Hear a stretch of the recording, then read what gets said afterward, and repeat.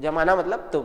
वो बोलेगा ऐसा, गम नहीं मुझे जो मुझे कोई न समझे, मैं फुर्सत की चीज हूं और बच्चे जल्दीबाजी में है।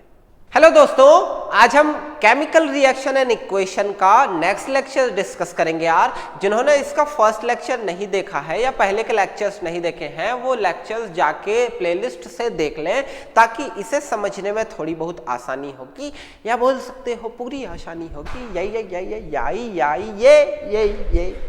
कितना टाइम हो सकता, टाइम देख बस।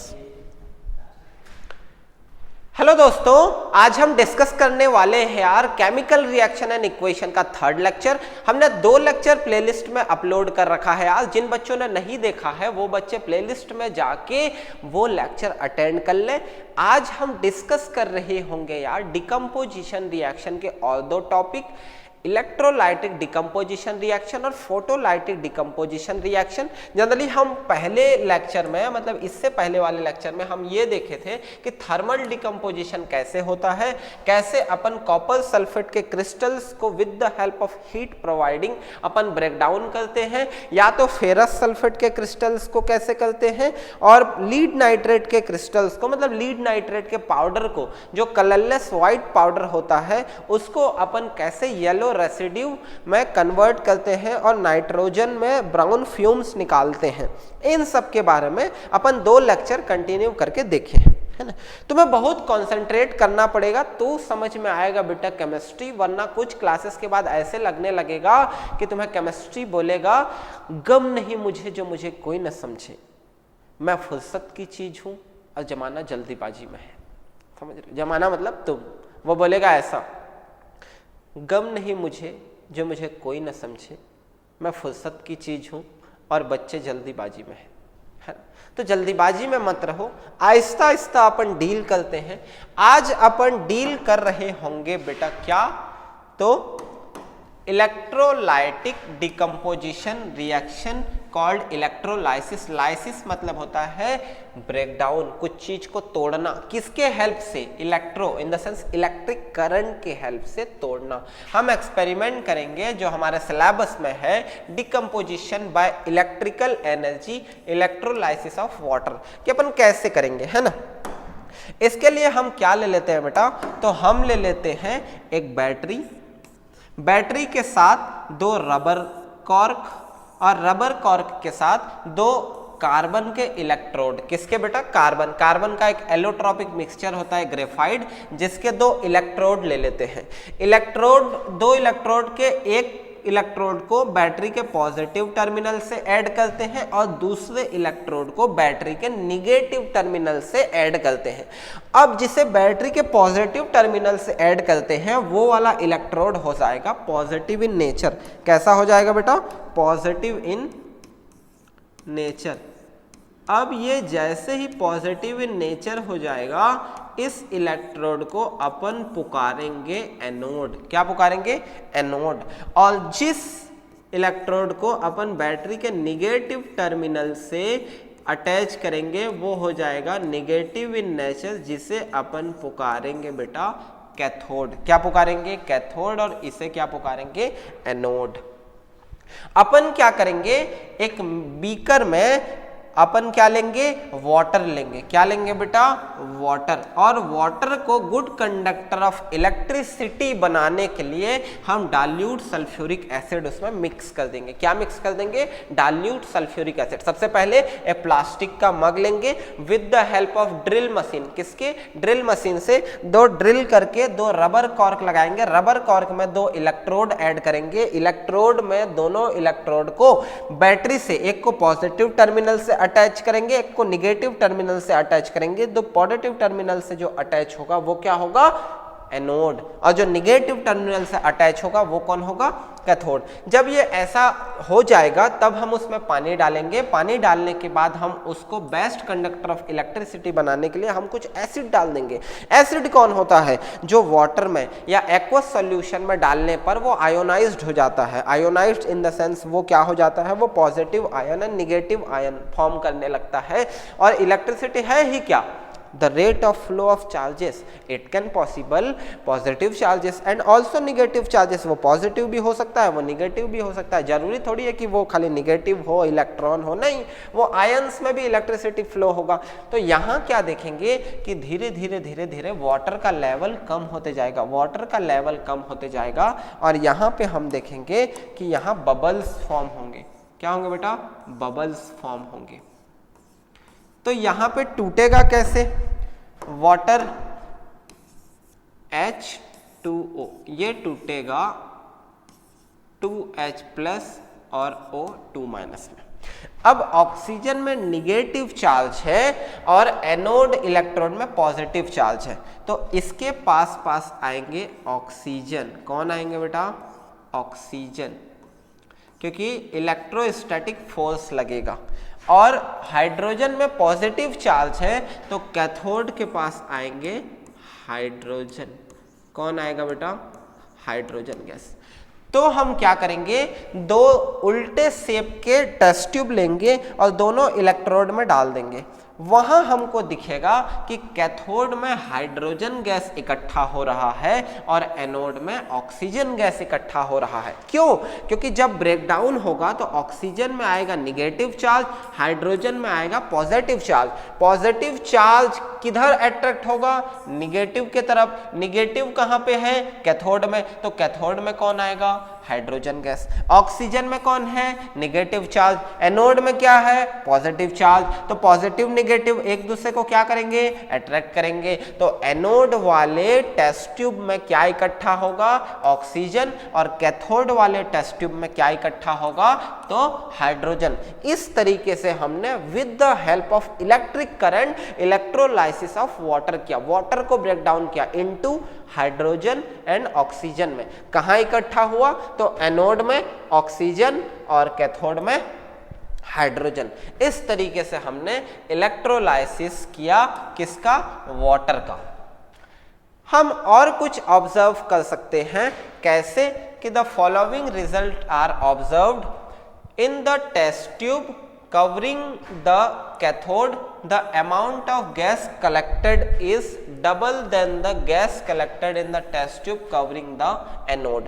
हम देखें कि कैथोड में जो गैस का अमाउंट था वो ज्यादा था एज कंपेयर टू एनोड में जो गैस क्या हुआ? कलेक्ट हुआ। Second, on testing the gases, the gas in the test tube covering the cathode is found to be hydrogen. क्या बेटा? हाइड्रोजन। वहां पे हाइड्रोजन था। And another test tube covering the anode it is found to be oxygen. क्या? A supporter of combustion. Oxygen support करता है। क्या करता है? सपोर्ट। और ये कंबस्टाइल गैस है, खुद इन्वॉल्व होता है। कौन? हाइड्रोजन। ठीक है। The above experiment shows that on supplying electrical energy water decomposes into hydrogen and oxygen according to the reaction। पहले 2H2O किस में कन्वर्ट हो जाएगा बेटा? O2 में और हाइड्रोजन में, और इलेक्ट्रॉन निकल लेंगे। फिर अपन देखेंगे कि निगेटिव और पॉजिटिव ऑक्सीजन और हाइड्रोजन आपस में एनोड और कैथोड के पास चले जाएंगे, जैसे हमने यहाँ एक्सप्लेन करा। Since cathode is negative in nature and hydrogen is positive in nature, then from the electrostatic force cathode and hydrogen attract each other and hydrogen gas collect on the cathode test tube and oxygen gas collected in the anode test tube. इस तरीके से हमने electrolysis of water देखा। क्या बेटा? Electrolysis of water. Same thing अगर मैं यहां बात करूं NaCl का, ठीक है, तो NaCl का अगर मैं इलेक्ट्रोलाइसिस देखूं, decomposition of molten NaCl on passing electric current through molten NaCl it decompose to give sodium metal and chlorine gas. Same अपन क्या लेंगे बेटा? दो इलेक्ट्रोड लेंगे। दो इलेक्ट्रोड को किससे कनेक्ट करेंगे? तो बैटरी से कनेक्ट करेंगे। बैटरी से कनेक्ट करने के बाद जो बैटरी का पॉजिटिव टर्मिनल होगा वो एनोड से कनेक्ट होगा, और जो नेगेटिव टर्मिनल से कनेक्ट हुआ इलेक्ट्रोड होगा वो कैथोड होगा। कौन होगा बेटा? कैथोड होगा। वो निगेटिव इन नेचर होगा। जब हम देखेंगे कि NaCl, wait a minute, NaCl break down होगा तो होगा बेटा Na प्लस और Cl माइनस में। Na में प्लस नेचर है तो वो कैथोड के पास जाएगा क्योंकि उसमें निगेटिव नेचर है। क्लोरीन में निगेटिव नेचर है तो वो एनोड के पास आएगा क्योंकि एनोड में पॉजिटिव नेचर है। तो इलेक्ट्रोस्टैटिक्स में क्या पढ़े हैं हम, या इलेक्ट्रोस्टैटिक फोर्स कि हम अनलाइक चार्जेस को देखते हैं एक दूसरे को अट्रैक्ट करते, और लाइक चार्जेस एक दूसरे को क्या करते हैं, रिपेल करते हैं। पॉजिटिव पॉजिटिव एक दूसरे को रिपेल करते हैं, निगेटिव निगेटिव एक दूसरे को रिपेल करते हैं, बट पॉजिटिव निगेटिव एक दूसरे को अट्रैक्ट करते हैं from the high amount of attractive force. तो यहाँ हम देखेंगे क्लोरीन में निगेटिव नेचर होने के कारण वो एनोड पे इकट्ठा होगा, सोडियम मेटल में पॉजिटिव नेचर होने के कारण वो negative electrode in the sense cathode में इकट्ठा होगा, कलेक्ट होगा। इस तरीके से हमने NaCl का क्या देखा, तो इलेक्ट्रोलाइसिस ऑफ NaCl या मोल्टन NaCl को ऑब्जर्व करा। और एक रिएक्शन है generally electrolytic decomposition of molten alumina या एल्यूमिनियम ऑक्साइड। जनरली ये प्रॉपर सिलेबस में नहीं है तो मैं पूरा डिस्कस नहीं कर रहा हूँ। फोटो डिकम्पोजिशन रिएक्शन एक नेक्स्ट टॉपिक है। फोटो डिकम्पोजिशन रिएक्शन में क्या होता है कि हम वहाँ क्या भेजते हैं, लाइट एनर्जी भेजते हैं। क्या, लाइट एनर्जी, सनलाइट। हम कुछ कुछ ऐसे प्रोडक्ट जानते हैं हमारे नेचर में या लैब में जिसमें अगर हम डायरेक्ट सनलाइट पास कराएं तो वो डिकम्पोज हो जाता है इन the form of normal state. जैसे कि अगर हम सिल्वर क्लोराइड जो कि किस कलर का होता है बेटा, वाइट कलर का होता है, उसे सनलाइट के प्रेजेंट में रखें तो वो in the form of silver and chlorine gas break down हो जाता है। एनसीईआरटी में ये डायग्राम गिवन है, तुम देखना कि एक विंडो में या विंडो के सामने एक चाइना डिश में अपन व्हाइट कलर का क्या रखे हैं, सिल्वर क्लोराइड, किसमें, चाइना डिश में। जब वो सनलाइट के प्रेजेंस में आता है तो ये 2AgCl क्या होता है, 2Ag ये ग्रे कलर का प्लस क्लोरीन गैस जो कि डाई एटॉमिक होता है वो उड़ जाता है। तो व्हाइट कलर का सिल्वर क्लोराइड किस में कन्वर्ट हो जाता है, ग्रे सिल्वर मेटल में। कहाँ से, with the help of photo decomposition reaction. In the sense sunlight के प्रेजेंस में सिल्वर क्लोराइड क्या होता है, तो ब्रेक डाउन होता है किस में, सिल्वर मेटल में और क्लोरीन गैस में। पहले क्या हुआ था कि सिल्वर क्लोराइड व्हाइट कलर का होता था, अब सिल्वर मेटल नॉर्मल मिल गया है जो किस कलर का होगा, ग्रे कलर का होगा। साथ में इसी में एक और रिएक्शन अगर मैं चेक करूं तो हम लेंगे AgBr जो कि येलो कलर का होता है। कौन से कलर का बेटा, येलो कलर का। इसको अगर हम सनलाइट देंगे तो सिल्वर और ब्रोमीन गैस में ब्रेकडाउन होता है जो कि सिल्वर कलर का हो जाएगा और ब्रोमीन अपना कलर का हो जाएगा। ये जो रिएक्शन है, ये रिएक्शन हम ब्लैक एंड व्हाइट फोटोग्राफी जो पहले जमाने में होती थी is based upon these reaction as the photographic film is coated with this salt। हम फोटोग्राफिक फिल्म को इस सॉल्ट से कोटेड कर देते हैं। तो रिएक्शन कैसे होगा, येलो कलर का सिल्वर ब्रोमाइड किससे रिएक्ट करेगा, सनलाइट के साथ, आपस में सनलाइट के साथ रिएक्ट करेगा और नॉर्मल सिल्वर मेटल देगा जो कि सिल्वर कलर का होगा और ब्रोमीन गैस देगा। क्या देखा, ब्रोमीन गैस देगा। सिल्वर ब्रोमाइड कौन से कलर का होगा, तो येलो कलर का होगा। कौन से कलर का बच्चों, येलो कलर का। और सिल्वर मेटल सिल्वर कलर का होगा। इस तरीके से दो कंपाउंड का फोटो डिकम्पोजिशन रिएक्शन हमारे सिलेबस में है। कौन, AgCl silver chloride white colour का किस में कन्वर्ट होगा, ग्रे कलर में, और एक AgBr silver bromide yellow colour का किस में कन्वर्ट होगा, सिल्वर कलर में। साथ में पहले वाले रिएक्शन में क्या निकलेगा, क्लोरीन गैस, और दूसरे वाले रिएक्शन में क्या निकलेगा, ब्रोमीन गैस। तो इस तरीके से हमने फोटो डिकम्पोजिशन रिएक्शन को एनसीईआरटी के हिसाब से कंप्लीट करा। एक एक्स्ट्रा और रिएक्शन है photolytic decomposition reaction of hydrogen peroxide in the presence of light. Hydrogen peroxide decompose into water and oxygen. जब भी हम हाइड्रोजन पेरोक्साइड को सनलाइट के सामने में रखते हैं, कहाँ रखते हैं बेटा, सनलाइट के सामने में, तो उससे ऑक्सीजन गैस इवॉल्व हो जाता है और वाटर बनता है। क्या बनता है बेटा? ऑक्सीजन गैस इवॉल्व होके वाटर बनता है। कैसे समझते हैं? अगर मैं 2 अमाउंट ऑफ H2O2 ले लूं तो कितना है बेटा? 4 hydrogen H H H H और 2 2 जा 4 ऑक्सीजन। कितना है? 4 ऑक्सीजन। ठीक है, ये H2O, ये H2O, बचा क्या बेटा?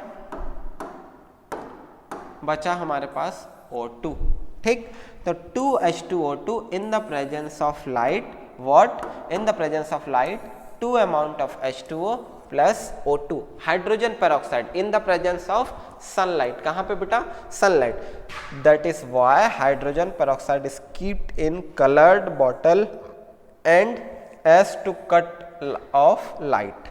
यहाँ हम और एक चीजों के साथ देखते हैं कि जो मेडिसिन्स होते हैं, मेडिसिन्स या कोई सिरप होते हैं, सिरप जो मेडिकल शॉप वगैरह में मिलता है, वो कलर्ड बॉटल में होता है। देखना, कलर्ड बॉटल में, कलर्ड बॉटल में इसलिए होता है ताकि उसमें डायरेक्ट सनलाइट ना पड़े। अब डायरेक्ट सनलाइट पड़ेगा तो होगा ये कि वो डिकम्पोज हो जाएंगे, सनलाइट से उनमें भी डिकम्पोजिशन होगा और डिकम्पोजिशन होने के बाद वो मेडिसिन या वो सिरप और पीने के काबिल नहीं होगा या वो कुछ और हो जाएगा हमारे लिए, वो फ्रूटफुल रिजल्ट नहीं देगा जो रिजल्ट हमें उससे चाहिए था।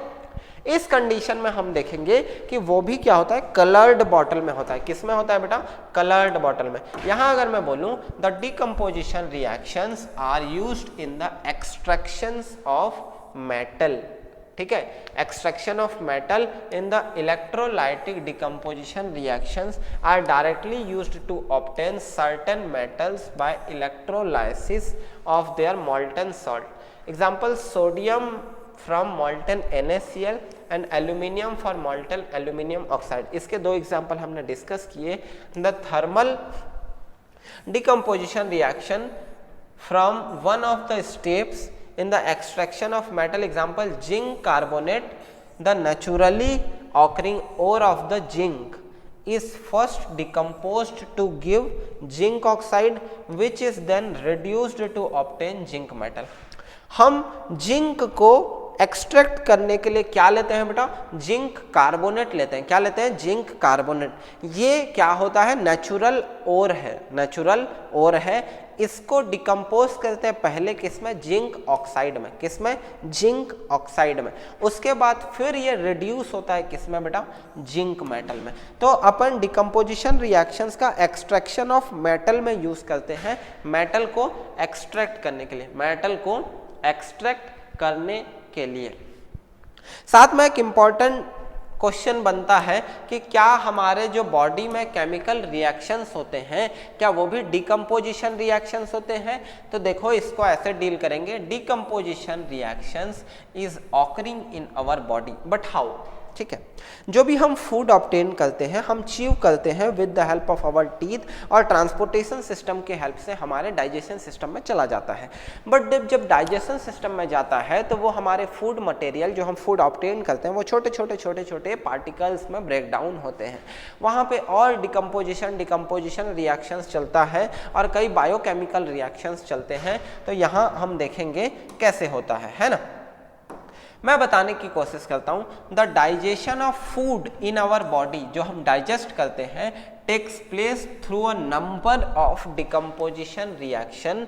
The food that we eat mainly contain starch from wheat, rice, potatoes. इसमें हम स्टार्च लेते हैं and proteins from pulses, eggs, meat etcetera in the presence of a special type of catalyst presence in our body।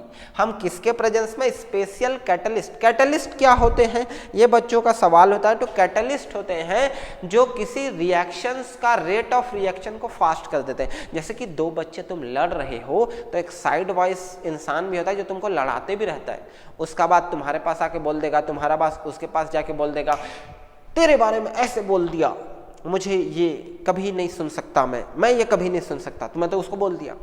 उसके पास जाके पता है तेरे बारे में क्या बोल रहा था, ऐसा बोल रहा था तो मैं तो नहीं सुन पाया था, तो मतलब यार कुछ भी, समझ रहे? कुछ लोग ऐसे होते हैं जो खुद तो रिएक्शन में पार्टिसिपेट नहीं करते बट रिएक्शन का रेट को काफ़ी फास्ट कर देते हैं। इसके विपरीत भी होता है, कई बार निगेटिव कैटलिस्ट भी होता है। तुम कुछ अच्छा करने जा रहे होते हो तो वो तुम्हारा टांग खींचने लगता है कि नहीं भाई मैं तो करने ही नहीं दूंगा तुमको अच्छा, मैं तो बैठा ही हूँ निगेटिव कैटलिस्ट, मैं इन्वॉल्व भी नहीं होऊंगा, तेरे को करने भी नहीं दूंगा। तो कैटलिस्ट का क्या काम है, तो कोई भी जो काम है उसे फास्ट कराना या स्लो कराना। कई रिएक्शन इतने एक्सप्लोसिव या विगोरस होते हैं कि हम उनमें निगेटिव कैटलिस्ट लगाते हैं रिएक्शन को स्लो करने के लिए।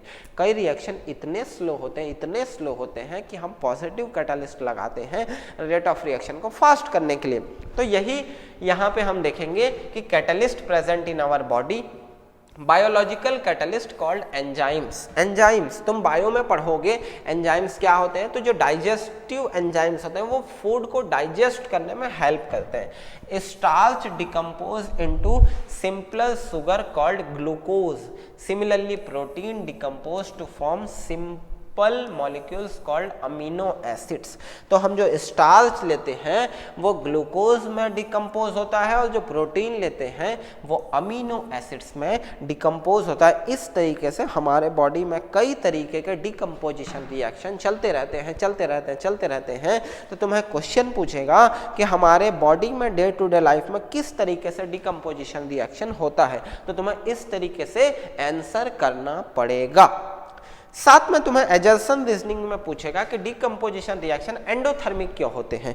तो मैं बताया था फर्स्ट क्लास में, अगर किसी की बॉन्डिंग, अगर किसी का रिश्ता, अगर कुछ भी तोड़ना है या कोई घर में तुम्हारा सामान तोड़ना है, प्लेट तोड़ना है, कप तोड़ना है या तुम्हारा मोबाइल फोन तोड़ना है, तो उसमें एक अमाउंट का एनर्जी देना पड़ेगा। फोन टूट जा, तू टूट चल, टूट, ये रील में होता है, ठीक है। कुछ चीज चेंज होना है, ठीक है, यहाँ से कुछ अलग में नाच रहे हो, एक बार उछल के फिर नीचे गिरे तो कुछ और, ये सब रील में होता है, ठीक है। डे टू डे लाइफ में ऐसा नहीं होता। ऐसे होने के लिए एनर्जी स्पेंड करना पड़ता है, किसी चीज को तोड़ने के लिए एनर्जी लगता है।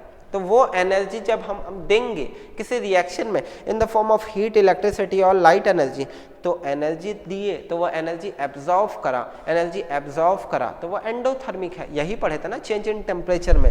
तो decomposition reactions in our body या decomposition reaction is endothermic reaction. We observe that all decomposition reaction are required energy in the form of heat, light or electricity. Hence all the decomposition reactions are endothermic in nature. तो मैं क्या बोला कि सारे decomposition reactions को एक specific amount की energy लगती है, चाहे वो हीट के फॉर्म में हो, इलेक्ट्रिसिटी के फॉर्म में हो या लाइट के फॉर्म में हो। तो इस कंडीशन में हम देख रहे होंगे क्या होगा, तो वो एक एंडोथर्मिक रिएक्शन होगा because of energy requirement in particular situations. Her situations में क्या होगा, एनर्जी की रिक्वायरमेंट होगी। तो वहां पे हम देख रहे होंगे क्या, तो क्या देखेंगे, यही होता रहेगा, है ना। अब हम एक इंपॉर्टेंट टॉपिक देखेंगे बेटा, डिस्प्लेसमेंट रिएक्शन। क्या होता है डिस्प्लेसमेंट रिएक्शन?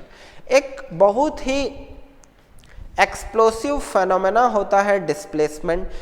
जनरली हमें बचपन से यही सिखाया जाता है कि हमको टॉपर बनना है, हमको पहला आना है, हमको रैंक रखना है और लाइफ में ये करना है, वो करना है। वो सब अपनी जगह है, करना चाहिए, बट कुछ प्राइमरी चीज़ें हमें नहीं सिखाया जाता है हमारे लाइफ में जो कि सिखाना चाहिए। अप एंड डाउन्स होते हैं ग्राफ में, हमेशा हर चीज़ अप कैसे होगा, ठीक है, वो तो पॉसिबल ही नहीं है। हमें कुछ बेसिक बिल्डिंग चीज़ों पे काम करनी चाहिए। हमें मेंटल एक्सरसाइज करनी चाहिए रिजेक्शन के लिए, हमें फेलियर के लिए, ठीक है, हम डाउनग्रेड के लिए प्रिपेयर रहना चाहिए। हमें बहुत कुछ चीज़ों के लिए मेंटल एक्सरसाइज करनी चाहिए, जैसे कि क्यों नहीं हो सकते फेल भाई, क्यों नहीं हो सकते हम डिग्रेड, हाँ, क्यों कोई रिजेक्ट नहीं कर पाएगा हमको, वो सामने वाले की मतलब पर्सनल चॉइस है, ठीक है। तो ये सब चीज़ों को लोग ना अपने ईगो पे लेने लगते हैं और वो काफ़ी कुछ उसे डील नहीं कर पाते। मतलब उसे बोल सकते हो कि एक बहुत ही अलग वे में ट्रीट करते हैं। इसमें उनका भी गलती नहीं होता क्योंकि सराउंडिंग उन्हें इन सब के बारे में सिखाया नहीं रहता है कि वो इस लेवल का इमोशनल इंटेलिजेंस शो कर पाए कि ठीक है फेल कर दिया या फेल हो गया, ठीक है, मैं अपना कोई एक प्रस्ताव रखा, कोई एक प्रपोजल रखा और सामने वाले ने रिजेक्ट कर दिया, वो उसकी मर्जी है। जरूरी थोड़ी कि तुम जो फील कर रहे हो सामने वाले के लिए या सामने किसी एक चीज़ में या सामने किसी एक डेटा में सामने वाला भी वही सोच रखे, वही थॉट प्रोसेस रखे, वही थिंकिंग रखे। तो विद टाइम, विद मैच्योरिटी हमको इन सब बातों को भी डील करना चाहिए with the help of our mental exercise, कि हम फेल हो रहे हैं या हम रिजेक्ट हो रहे हैं या हमें कोई एक्सेप्ट नहीं कर पा रहा है या हम किसी को एक्सेप्ट नहीं कर पा रहे हैं। तो ये सब चीज़ों को थोड़ा मैच्योर लेवल में डील करें। इन सब के लिए तुम अच्छी बुक्स रिकमेंड कर सकते हो, अच्छी बुक पढ़ाई कर सकते हो, या तुम अपने से बड़ों के साथ डिस्कस कर सकते हो। जैसे कि मैं अपने लाइफ में ना अपने होम एज फ्रेंड्स काफ़ी कम रखा हूँ, मतलब मैं किसके साथ पढ़ा हूँ आज वो मेरा कोई फ्रेंड नहीं है, इवन दो 5 साल पहले से कोई फ्रेंड नहीं है। मैं किसके साथ अपना बचपन गुजारा हूँ मतलब ही नहीं है मुझे वो कौन है। किसके साथ मैं 12th पढ़ा हूँ ये भी मेरे साथ कोई मतलब नहीं है। मेरे साथ जो भी मेरे एज ग्रुप के साथ मेरे दोस्त हैं वो मेरे से या तो 5 साल बड़ा है, 10 साल बड़ा है, 20 साल बड़ा है, 35 साल बड़ा है, 45 साल बड़ा है। इतने बड़े बड़े लोगों के साथ मैं इसीलिए रहता हूँ क्योंकि दूसरे की गलती के साथ देख के सीख लोगे या खुद भी गलती करोगे फिर ही सीखोगे, आगे कब बढ़ोगे। हाँ, शायद मेरे ख्याल से मैं अगर बताऊं तो मैं अपने जगह का सबसे यंगेस्ट एजुकेटर हूँ। मुझे बस 21-22 साल हो रहा है और मैं पढ़ा रहा हूँ।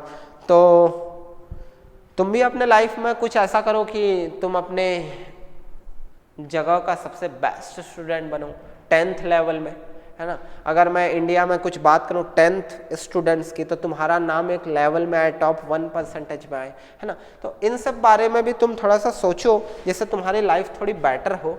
मैं बात करता हूँ डिस्प्लेसमेंट की। तो मान लो एक तुम्हारे पास कोई चीज़ है, जनरली बचपन में यह फिनोमेना बड़ा अच्छा होता है, कोई इसे छीन के ले गया, तो कब छीन पाएगा? क्या वो तुमसे ज़्यादा पावरफुल हो तब छीन पाएगा या तब जब वो तुमसे कम पावरफुल हो तब छीन पाएगा? ज़्यादा पावरफुल हो तब छीन पाएगा। जब ज़्यादा पावरफुल हो के छीन पाएगा तो तुम क्या करोगे? जब छीन लेगा तो तुम रोओगे, गुस्सा करोगे, मुंह बनाओगे। यही चीज होता है डिस्प्लेसमेंट रिएक्शन में भी। होता क्या है, एक गली का कुत्ता होता है, गली के कुत्ते के पास 2 रोटी होती है और वो सबको दिखा रहा होता है कि मेरे पास रोटी है, मेरे पास रोटी है, मेरे पास रोटी है। अचानक से एक दिन आता है एक जर्मन शेफर्ड। जर्मन शेफर्ड सामने आता देखता है कि गली का कुत्ता सपट जाता है, अब तो बागड़ बिल्ला आ गया तो सपटना ही है। जब सपट जाता है तो जर्मन शेफर्ड को देख के उसके पास 2 ऑप्शन होते हैं, या तो वो लड़ाई करके रोटी बचाऊंगा सोचेगा, या तो खुद देख के रोटी दे देगा। तो कभी कभार कुछ कंडीशंस में लड़ाई करता भी है, कभी कभार कुछ कंडीशन में पहले से रोटी देता है, क्योंकि मोर रिएक्टिव है ना, जान रहा है जर्मन शेफर्ड से लड़ाई करके भी होना जाना कुछ है नहीं है। यहाँ तो ये वाला नहीं है कि दृढ़ निश्चय और कठिन मेहनत से सबका अब भाई कुछ नहीं होता, ठीक है। कोई इंसान बना होता है किसी एक स्पेसिफिक चीज के लिए, ठीक है। ऐसे कुछ भी सोचोगे कि मैं मेहनत करके ये ले आऊंगा, मेहनत कर, सब फालतू सी बातें हैं, ठीक है। मतलब होगा किसी के लिए, मेरे लिए नहीं है ना। बहुत ज़्यादा मेहनत करके क्या ही हो जाएगा। मैं अभी गाने की प्रैक्टिस करूं, इतना फटा सा आवाज़ है, कैसे गा लूँगा बहुत अच्छा, ठीक है। तो वो तो अपनी अपनी मेंटालिटी है, मैं नहीं मानता उस चीज़ को कि मेहनत करके वो हो सकता है जो तुम, हाँ मतलब तुम जैसे 60-70 स्कोर कर रहे हो तो तुम मेहनत करके रट के 85-90 ले आओगे, बट 90% के साथ क्या हो जाएगा? मतलब तुम एक सर्टिफिकेट ले भी आओगे तो कैसे हो जाएगा, ठीक है। छोटी मोटी एक जॉब भी क्रैक कर लोगे, फिर उसके बाद क्या हो जाएगा? तो अल्टीमेटली लाइफ में सक्सेस सिर्फ एक सर्टिफिकेट या किसी चीज़ से नहीं मिलता, उस बात को समझने की कोशिश करो। तो डिस्प्लेसमेंट रिएक्शन क्या होता है उस बात को समझने की कोशिश करते हैं कि व्हाट इज डिस्प्लेसमेंट रिएक्शन। तो displacement reaction those reaction in which a more active element displace a less active element। क्या? more active element जो थोड़ा ज्यादा एक्टिव है, ज्यादा रिएक्टिव है, less active element को उसके कंपाउंड से, उसके रोटी से are called the displacement reaction। वो डिस्प्लेस कर देता है, वहां से हटा देता है, ठीक है। जनरली यहाँ तो एग्जाम्पल एक डबल डिस्प्लेसमेंट रिएक्शन का हो गया है। मैं तुम्हें अगर बताऊंगा तो यहाँ मैं बता दूंगा कि कैसे होता है डिस्प्लेसमेंट रिएक्शन, है ना। तुम पढ़े भी हो कई बार, होता क्या है, रिएक्टिविटी सीरीज पढ़ते हैं इसके लिए अपन कि कौन ज्यादा, अगर मैं बोल दिया कि कौन मोर रिएक्टिव है कौन लेस रिएक्टिव है, तो ये भी जानना पड़ेगा ना कि कौन है ऐसा जो ज्यादा है। सर कौन है, कौन कौन से मेटल हैं जो टॉप ऑर्डर में आते हैं जो ज्यादा रिएक्टिव है, कौन कौन से मेटल है जो लेस ऑर्डर में आते हैं जो कम रिएक्टिव है, इन सब बारे में बात करते हैं। तो this arrangement of metal in a vertical column in order of their decreasing reactivity, क्या decreasing reactivity from top to bottom is called reactivity series और simple activity series। बीच में इसमें मीन पोजीशन पे एक होता है बेटा जिसे अपन क्या पुकारते हैं, हाइड्रोजन। हाइड्रोजन से ऊपर जितने होते हैं वो मोस्ट रिएक्टिव मेटल होते हैं और हाइड्रोजन से नीचे जो होते हैं वो लीस्ट रिएक्टिव मेटल होते हैं। इसके साथ मैं बताऊं तो जैसे पोटेशियम है, पोटेशियम अमिताभ बच्चन है, ये जहां पे खड़े होगा वहां से ही लाइन शुरू होगी किसकी, मेटालिक रिएक्टिविटी सीरीज की। किसकी, मेटालिक रिएक्टिविटी सीरीज की। पोटेशियम के बाद कौन आएगा, सोडियम, सोडियम के बाद कैल्शियम, कैल्शियम के बाद मैग्नीशियम, मैग्नीशियम के बाद एल्यूमिनियम, एल्यूमिनियम के बाद जिंक, जिंक के बाद आयरन, आयरन के बाद टीन, टीन के बाद लीड, लीड के बाद हाइड्रोजन। हाइड्रोजन न्यूट्रल रहता है लगभग, न्यूट्रल के बाद हाइड्रोजन के बाद कॉपर, कॉपर के बाद मर्क्यूरी, मर्क्यूरी के बाद सिल्वर, सिल्वर के बाद प्लेटिनम, प्लेटिनम के बाद गोल्ड। ठीक है, कभी कभार कुछ सीरीज में प्लेटिनम को गोल्ड के बाद, गोल्ड को प्लेटिनम से पहले ऐसे भी दिया रहता है, तो उसमें कंफ्यूज होने की जरूरत नहीं है। तुम्हें यहां से डिसाइड करना पड़ेगा कि अगर पोटेशियम और जिंक की लड़ाई होगी तो पोटेशियम जीतेगा, जिंक और आयरन की लड़ाई होगी तो जिंक जीतेगा, आयरन और लीड की लड़ाई होगी तो आयरन जीतेगा, हाइड्रोजन और कॉपर की लड़ाई होगी तो हाइड्रोजन जीतेगा। कभी भी नीचे वाला ऊपर को डिस्प्लेस नहीं कर पाएगा। इस तरीके से हम क्या देखेंगे, डिस्प्लेसमेंट रिएक्शन में रिएक्टिविटी सीरीज ऑफ मेटल्स देखेंगे। साथ में रिएक्टिविटी सीरीज है किसका, तो नॉन मेटल्स का। नॉन मेटल्स में भी रिलेटिव रिएक्टिविटी सीरीज है। इसमें अगर मैं बात करूं तो सबसे ज्यादा रिएक्टिव होता है बेटा फ्लोरीन। कौन होता है, फ्लोरीन। फ्लोरीन F2 गैस है, डाई एटॉमिक होगा।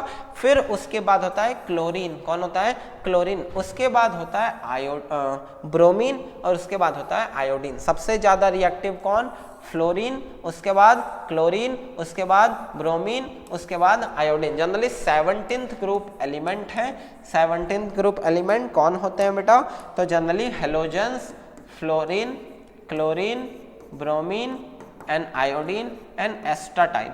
एस्टाटाइन एक रेडियो एक्टिव एलिमेंट है तो इसे कंसीडर नहीं करते। जनरली ये चार जो नॉन मेटल हैं उनकी रिएक्टिविटी ऑर्डर यहाँ गिवन है। क्या क्या, fluorine, chlorine, bromine and iodine. क्या, fluorine, chlorine, bromine and iodine. इसके साथ हमने मेटल्स एंड नॉन मेटल्स का रिएक्टिविटी सीरीज देखा जिसमें क्या होगा, फ्लोरीन के सामने अगर ये तीनों आएंगे तो इन तीनों से रोटी छीन लेगा कौन, फ्लोरीन। क्लोरीन के सामने अगर ये दोनों आएंगे तो छीन लेगा, इससे नहीं छीन पाएगा। ब्रोमीन के आगे अगर आयोडीन आएगा तो उससे छीन लेगा, इन दोनों से नहीं छीन पाएगा। आयोडीन किसी से रोटी नहीं छीन पाएगा, चुपचाप, सबसे सकराहा कुत्ता है वो, चुपचाप बैठा रहेगा। ठीक है, उसके हाथ में कुछ है ही नहीं, वो कुछ नहीं कर पाएगा क्योंकि वो सबसे लीस्ट रिएक्टिव है। तो इसके साथ हमारे पास कुछ एग्जाम्पल्स हैं। Experiment to illustrate displacement reaction की क्या है, reaction, wait a minute, reaction between iron and copper sulphate solution. हम क्या लेंगे, आयरन नेल लेंगे, iron nail taken out from copper sulphate solution. दो आयरन नेल लेंगे पहले इनिशियल फेजेस में और दो टेस्ट ट्यूब लेंगे। एक टेस्ट ट्यूब में क्या लेंगे, कॉपर सल्फेट सॉल्यूशन, जो कि तुम जानते हो ब्लू कलर का होता है। क्या होता है बेटा, ब्लू कलर का होता है। तो ब्लू कलर के कॉपर सल्फेट सॉल्यूशन, एक नॉर्मल वाटर, ठीक है, नॉर्मल वाटर में अपन क्या डालेंगे, वो दो आयरन नेल को डालेंगे। तो हम देखेंगे कि जहां पे ऐसा कुछ होगा, CuSO4 प्लस आयरन नेल, तो तुम जानते हो यहां से, यहां देखो बेटा आयरन कहाँ आ रहा है और कॉपर कहाँ आ रहा है। तो इस कंडीशन में क्या होगा, आयरन जर्मन शेफर्ड है, किसके लिए, कॉपर के लिए। तो यहां से ये तोड़ के बनाएगा FeSO4 plus copper. Copper solution में रहेगा। यहाँ पे देखोगे कि आयरन कौन से कलर का होता है, ग्रेस ब्लैक कलर का। कॉपर सल्फेट सॉल्यूशन जो कि ब्लू कलर्ड सॉल्यूशन होता है। कौन से कलर का, ब्लू कलर्ड सॉल्यूशन होता है। But copper is less reactive then iron, तो आयरन क्या करेगा, कॉपर को डिस्प्लेस करके SO4 को अपने साथ ले लेगा। किसके साथ ले लेगा बेटा, अपने साथ, और बनाएगा FeSO4। और क्या बनाएगा, कॉपर। क्या बनाएगा, कॉपर। ये कॉपर जो होगा वो नॉर्मल सॉल्यूशन में रुक जाएगा और FeSO4 जो होगा वो ग्रीन कलर का सॉल्यूशन देगा। क्या कलर का सॉल्यूशन, ग्रीन कलर का सॉल्यूशन। अब इस कंडीशन में डिस्प्लेसमेंट रिएक्शन देखने के लिए हम ये देखें कि SO4 पहले किसके पास था, कॉपर के पास। After reaction since iron is more reactive than copper, iron किसको ले लिया, SO4 को ले लिया, और ब्लू कलर से सॉल्यूशन किस में चेंज हो गया, ग्रीन कलर में, और कॉपर मेटल अपना रुक गया। तो इस तरीके से हम ये देखें कि displacement reaction between iron and copper sulphate solution. यहां क्या होगा, blue colour of copper sulphate solution fades, पहले क्या होगा, फेड होगा and change into light green colour, और बाद में किस में चेंज हो गया, ग्रीन कलर में। किस में बेटा, ग्रीन कलर में। साथ में the iron nail that remains suspended has a brownish coating on its surface. किसके लिए, कॉपर के लिए। ये जो मरहा कॉपर है ये अपना गुस्सा में रेडिश ब्राउन हो गया ना, क्या हो गया, रेडिश ब्राउन। वो रेडिश ब्राउन का कोटिंग किस में लगेगा बेटा, आयरन नेल में। किस में लगेगा, आयरन नेल में। और उस आयरन नेल में रेडिश ब्राउन का कोटिंग, सॉल्यूशन ग्रीन कलर, पहले क्या, ब्लू कलर, ब्लू कलर से फेड हुआ, फेड होने के बाद लाइट ग्रीन हुआ, ग्रीन के बाद जो आयरन नेल था उस पर रेडिश ब्राउन कलर की कोटिंग लगेगी। किसके लिए, कॉपर के लिए। इस तरीके से क्या होता है, डिस्प्लेसमेंट रिएक्शन। क्या होता है बच्चों, डिस्प्लेसमेंट। यहां क्या, 10 the more active metal iron displace less active metal copper from copper sulphate, from copper sulphate. ठीक है। साथ में ये एक फेवरेबल एक्टिविटी 3 NCERT में तुम पढ़े हो कि जिंक मेटल को किस में, डाल्यूट H2SO4 में डालोगे, हाईली एक्सोथर्मिक भी होता है। अब मैच्योरिटी तो है नहीं, समझता नहीं है कि रिजेक्शन हो रहा है तो होने दो, क्या इशू है, बट ये रिजेक्शन को नहीं समझता। तो क्या होगा, एक नॉर्मल पॉट लेंगे इस तरीके का, इस पॉट में अपन क्या लेंगे, तो सल्फ्यूरिक एसिड, और क्या लेंगे बेटा, जिंक ग्रैनुअल। क्या लेंगे, जिंक ग्रैनुअल। तुम जानते हो कि zinc is more reactive than hydrogen, more reactive than hydrogen. तो मोर रिएक्टिव देन हाइड्रोजन होगा तो यहाँ पे इसको तोड़ देगा बेटा, इसको क्या करेगा, सल्फेट आयन से ठुकरा देगा। तो जब अलग हो जाएगा तो जिंक सल्फर को ले लेगा और हाइड्रोजन गैस क्या होगा, इवॉल्व करेगा। कंबस्टाइल गैस है, इसके सामने अपन कैंडल वैंडल लाएंगे तो वो बर्न करेगा, और ZnSO4। जब ये रिजेक्शन होगा तो ये जो पॉट है वो हमें हॉट फील होगा क्योंकि ये हीट इवॉल्व करेगा। मुझे कैसे रिजेक्ट कर सकती है, कर सकता है, ठीक। ये वाला फिनोमेना करेगा कौन, हाइड्रोजन, और हीट इवॉल्व करेगा। हीट इवॉल्व करेगा तो ये हॉट लगेगा। इस तरीके से ये एक exothermic. Same reaction ZnHCl, zinc is more reactive than hydrogen, तो ZnCl2 और H2 गैस इवॉल्व हो जाएगा। कंबस्टाइल गैस है तो अपन क्या बोल सकते हैं, तो copper and silver do not react with the acid as above because they are less reactive than hydrogen. इसे हम कैसे समझ सकते हैं, तो इसे इस तरीके से तुम समझ सकते हो कि अगर मैं इनका रिएक्शन कराऊं, मतलब कॉपर का, एक सेकेंड, कॉपर का रिएक्शन कराऊं प्लस H2SO4, तो तुम जानते हो कॉपर हाइड्रोजन के भी नीचे आता है, तो कॉपर तो और बिलो एवरेज बच्चा है, बिलो एवरेज बच्चा से तो थोड़ा सा अप रैंक का टॉपर है ना, कौन, हाइड्रोजन, तो इसे डिस्प्लेस नहीं कर पाएगा। तो जो भी हाइड्रोजन से नीचे जो मेटल आते हैं वो एसिड के साथ रिएक्ट नहीं करेंगे, किस लिए, क्योंकि वो उतने प्रॉपर मैनर में रिएक्टिव नहीं है। क्या नहीं है बच्चों, रिएक्टिव नहीं है, तो वो रिएक्ट भी नहीं कर पाएंगे और डिस्प्लेस भी नहीं कर पाएंगे। तो सारा मामला किसका है, तो रिएक्टिविटी का है। किसका है, रिएक्टिविटी का है। साथ में अगर मैं यहां बात करूं, कॉपर किसके साथ रिएक्ट कर रहा है बेटा, AgNO3 सिल्वर नाइट्रेट के साथ, तो वो क्या बनाएगा, सिल्वर और ब्लू। ये एक कलरलेस सॉल्यूशन होता है सिल्वर नाइट्रेट। कैसा होता है बेटा, कलरलेस सॉल्यूशन। हम एक बीकर में क्या ले लेंगे, सिल्वर नाइट्रेट, और अंदर में कहीं कहीं कॉपर ले लेंगे।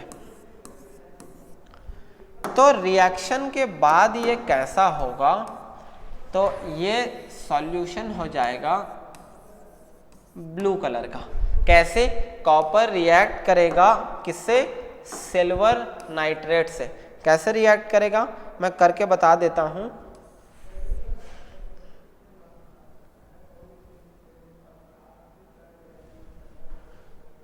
रिएक्ट करेगा बेटा इस तरीके से, कॉपर कितना, एक, silver nitrate 2 AgNO3, 2 Ag, 2 nitrogen और ऑक्सीजन 3 2 6, 1 2 3 4 5 6, बनाएगा क्या, एक कॉपर NO3 और NO3 के साथ CuNO3 ट्वाइस, ये ब्लू कलर का होगा, और 2 Ag जो कि सिल्वर होगा।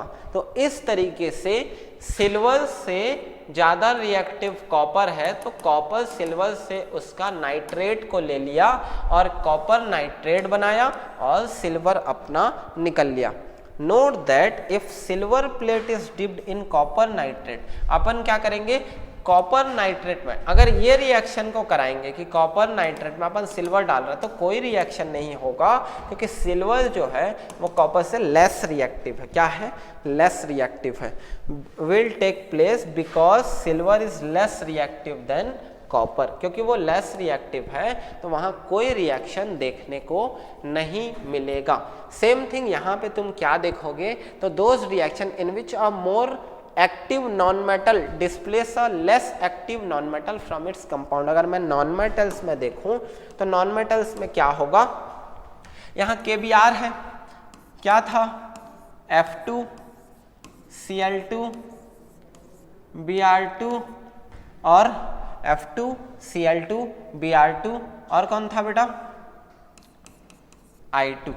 यहां हम ये देखेंगे कि किस तरीके से ये आपस में एक दूसरे को करेंगे।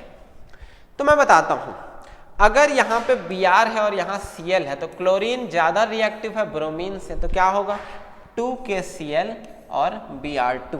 यहाँ पे Br खत्म हो जाएगा, Cl यहाँ ऐड हो जाएगा, बनाएगा 2KCl और Br2, ठीक, रेडिश ब्राउन, ठीक। Ki आयोडीन सबसे लास्ट है, किसी को डिस्प्लेस नहीं करेगा बल्कि सब उसको डिस्प्लेस कर देंगे।